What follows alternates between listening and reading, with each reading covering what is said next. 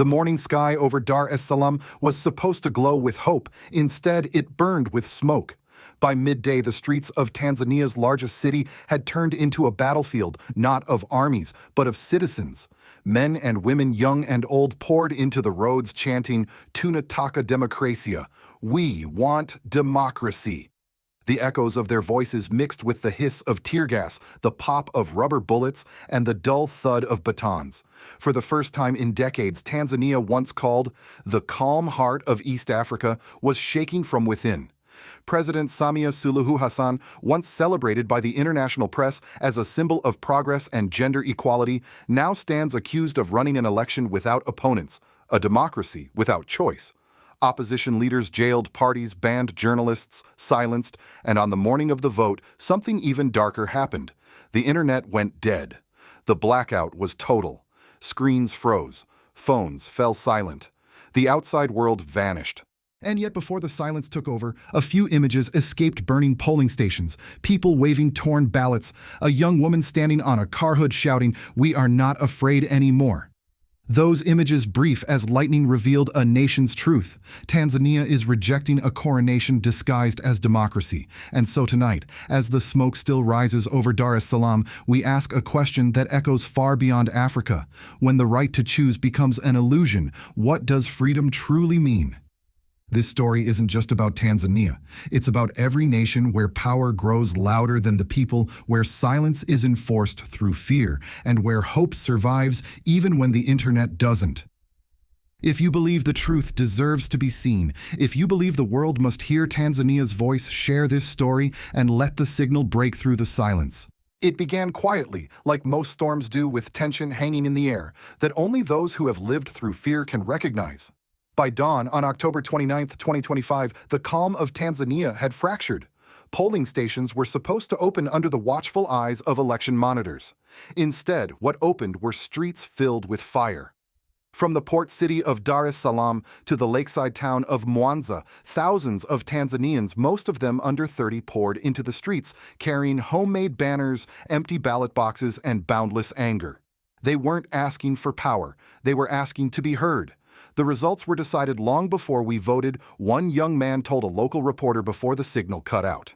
His voice trembled, not with fear, but exhaustion, the exhaustion of a generation that has seen too many promises broken. As the first tear gas canisters hissed through the air, the internet signal across the country flickered and died. At 9:17 a.m., NetBlocks, an international network observatory, confirmed the unthinkable: Tanzania had gone dark digitally and politically. Within hours, communication lines to the outside world were cut. WhatsApp messages stopped sending. Newsrooms went silent. The hashtags calling for democracy froze mid-trend. And yet, before the blackout consumed everything, fragments of the truth escaped into the global bloodstream: video clips showing polling stations in flames, protesters waving torn ballots, and security forces charging into crowds with shields and batons. Across Dar es Salaam, 4 neighborhoods became flashpoints of confrontation. Witnesses spoke of gunfire echoing off concrete walls, of police dragging students into unmarked vans, of mothers screaming names into the smoke. It wasn't chaos. It was choreography, the kind of suppression that speaks of planning, not panic. At the center of it all stood President Samia Suluhu Hassan, once hailed as a reformer. The international community had greeted her rise in 2021 with applause. The BBC called her a breath of fresh air. Washington celebrated her as a model of women's leadership. But by 2025, the air had thickened with tear gas, not optimism. Hassan's government had barred the main opposition party, Chadema, from running after it refused to sign what they called a restrictive electoral code of conduct. Their leader, Tundu Lissu, a man who had survived an assassination attempt in 2017 when 16 bullets tore through his body, now sat handcuffed in a courtroom accused of treason. His crime: refusing to recognize a game already rigged. The second opposition party, ACT Wazalendo, faced the same fate. Its candidate, Zitto Kabwe, was disqualified on a technicality raised by the president's own attorney general. With no credible challengers left, the path was clear for Hassan to claim victory unopposed. But the people refused to play along. From the city's outskirts, crowds began marching towards Salaam Bridge, the symbolic gateway to Dar es Salaam's center. They carried handwritten signs that read, "No opposition, no vote," and "Samia, Hokir dictator." Witnesses described scenes that felt torn from history, like the uprisings of Sudan in 2019 or Burkina Faso in 2014, when ordinary people discovered their collective strength.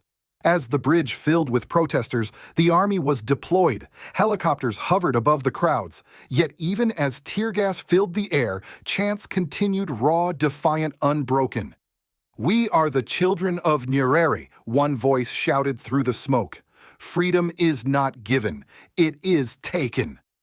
That single phrase, echoing the spirit of Tanzania's founding father Julius Nyerere, would travel through the blackout like a whisper of rebellion. By nightfall, the world could no longer see what was happening, but inside Tanzania, the uprising had already crossed a line of no return. The people had looked beyond fear, and for every connection severed, 1,000 new ones were being formed in whispers, in neighborhoods, in hope.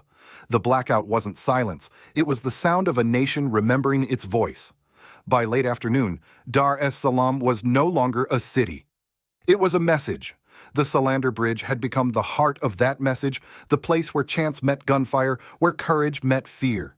Thousands gathered there, waving torn ballots like flags of defiance.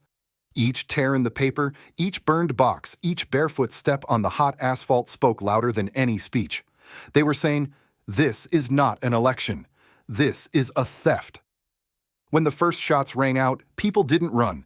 They stood their ground. A young teacher named Halima, holding her country's flag in one hand and a placard reading, "We want democracy" in the other, faced the advancing police line. She whispered to a journalist nearby, "If I die today, let them know I stood for something real." Moments later, the connection dropped. By evening, plumes of smoke rose across 4 districts, seen even from the ocean. The government called them isolated disturbances, but the people knew better. They were witnessing a nation rejecting fear. From exile, Tundu Lissu managed to send a short statement through encrypted channels. "They can jail me, but they cannot jail 60 million souls." Those words spread like wildfire through the diaspora networks, from Nairobi to London, from Toronto to Atlanta, where Tanzanians abroad began to organize emergency live streams, pushing out the truth that their government had tried to bury under silence. In response, President Samia Suluhu Hassan appeared briefly on state television. Surrounded by military officials, she spoke in a calm, measured tone that barely concealed the tremor beneath. "Tanzania will not tolerate anarchy. Law and order must prevail." Her words were supposed to reassure. They only inflamed. Because by then, evidence had leaked videos showing unarmed civilians beaten, police firing tear gas into homes, and protesters being loaded into trucks under the cover of dusk. The official narrative collapsed in real time. At midnight, BBC Swahili and Citizen TV Kenya broke the silence with footage smuggled from Dar es Salaam, crowds running through alleys, women shielding children from gas, and graffiti scrawled on a half-burned wall. "No opposition, no vote." Even the African Union's observer mission, usually slow to criticize, expressed grave concern over reports of repression. Yet their statement was cautious, bureaucratic, sterile, the kind that soothes donors but not the wounded. Meanwhile, the people's message grew sharper. Protesters began referring to the election not as voting day, but the day they killed our voice. Across social media platforms accessed through VPNs and satellite links, Tanzanians began sharing fragments of poetry and protest songs, reviving the spirit of Ujamaa Julius Nyerere's philosophy of unity and collective dignity. One viral clip showed a group of university students singing under streetlights. "They cut the internet, but not our hearts." Even in darkness, the rhythm of resistance pulsed. In Washington and Brussels, diplomats hesitated. Many had hailed Hassan as a model reformer. To condemn her now would be to admit failure not hers, but theirs. So they issued muted calls for calm, while Tanzanian citizens bled for the very values those institutions claimed to champion. But ordinary Africans saw it differently. In Burkina Faso, young activists drew parallels to their own struggle. In Nairobi, a protest banner read, "We stand with Tanzania." In Bamako, radio hosts invoked the same question, echoing across the continent. How long will Africa's rulers keep mistaking obedience for peace? By the second night, the blackout had turned into a spark. What began as an attempt to silence the people had become proof of their strength. And while Hassan's security forces roamed the streets kicking down doors and confiscating phones, a different battle was unfolding online in encrypted chats, diaspora channels, and whispered messages carried across borders. The story of Tanzania refused to die. For every video deleted, 10 more surfaced. For every protester beaten, 50 more appeared the next day. Because this was no longer about an election. It was about a nation remembering what its first president, Julius Nyerere, once said: "Without freedom, there is no development. Without democracy, there is no dignity." And in those words echoing through smoke and silence, Tanzania found its heartbeat again. When the smoke began to clear over Dar es Salaam, the silence that followed was not peace, it was paralysis. Shops that once hummed with morning chatter stayed shuttered. Schools closed indefinitely. The capital's streets, still stained with soot and fear, carried the weight of something irreparable, the loss of trust between a government and its people. Families wandered through police stations searching for loved ones. Names of the missing began circulating in handwritten lists. Students, taxi drivers, nurses, vendors, teachers. The government called them instigators. But to the people, they were witnesses. Witnesses to a truth that could no longer be hidden, that the state had declared war on its own citizens. In the outskirts of the city, the economy bled quietly. Fishermen couldn't sell their catch because roads were blocked. The food markets, once crowded and noisy, turned into whispers of fear. And yet amid this stillness, something was changing beneath the surface. Across the country, ordinary Tanzanians began forming small community councils, exchanging news through flash drives and paper notes. Local pastors opened churches at night, not for worship, but to host secret meetings where citizens discussed how to document abuses. The internet may have been cut, but information found new roads to travel. Meanwhile, President Samia Suluhu's administration doubled down. The national broadcaster aired round-the-clock footage of calm streets, insisting Tanzania is stable. Opposition members still at large were rounded up and charged with incitement. Civil servants were warned any public criticism would mean dismissal. But repression is a short-term currency. It buys fear, not loyalty. Within 2 weeks, whispers began to spread inside the military ranks. Soldiers, many from poor backgrounds, questioned orders to fire on their own people. A captain from the Tanzanian Defense Forces reportedly refused to lead his unit into a residential neighborhood, saying, "I signed up to defend Tanzania, not destroy it." His words, though unconfirmed, became a quiet anthem among those in uniform. At the same time, local journalists, what few remained uncaptured, started publishing anonymously through diaspora outlets in Nairobi and Johannesburg. Their stories painted a devastating picture: over 400 arrests in Dar es Salaam alone. At least 50 confirmed injuries from live ammunition. Dozens of media websites blocked permanently. The psychological toll was immense. Tanzania, once seen as a haven of stability, had become a nation afraid to speak its own name aloud. But the rebellion had awakened something deeper than fear. In towns like Morogoro, Arusha, and Mbeya, community elders began invoking the legacy of Julius Nyerere, urging unity and moral courage. In one viral voice note smuggled through WhatsApp, a retired teacher said, "They can destroy our phones, but they cannot erase Nyerere's dream. A Tanzania that belongs to all of us, not one woman and her circle of generals." International investors began to pull out, citing instability. The local shilling fell sharply, yet even as the regime scrambled to control the narrative, its image abroad crumbled. Hassan's portrait, once featured on magazine covers as a new face of African democracy, now appeared beside headlines reading, "Authoritarian Turn." Still, the government denied everything. Foreign propaganda, they said. Fabricated footage, they said. But in the age of satellites and VPNs, truth travels faster than denial. By mid-November, what began as a protest had evolved into a moral reckoning. A reckoning not just for Tanzania, but for every African state where freedom was traded for stability, and stability became another word for submission. The question echoing from Dar es Salaam to the smallest fishing village was no longer, who will win this election? It was, who still believes in this government? And that question, once whispered, had become too loud to silence. Outside Tanzania, the world watched, or rather pretended not to. In Washington, the State Department released a cautious 2-line statement expressing concern over the situation in Tanzania and calling for restraint on all sides. That phrase, "on all sides," has become the diplomatic fig leaf of our time. It sounds balanced, but it hides cowardice. Because there are not two sides when a government fires tear gas into crowds demanding the right to vote. There is oppression and there is resistance. The silence was louder in Europe. Brussels, London, and Paris, once eager to celebrate President Samia Suluhu Hassan as a progressive reformer, suddenly found their tongues tied. For years, Western governments had held her up as proof that democracy in Africa was maturing. She was the safe leader, soft-spoken, predictable, cooperative with the IMF, and friendly to Western investors.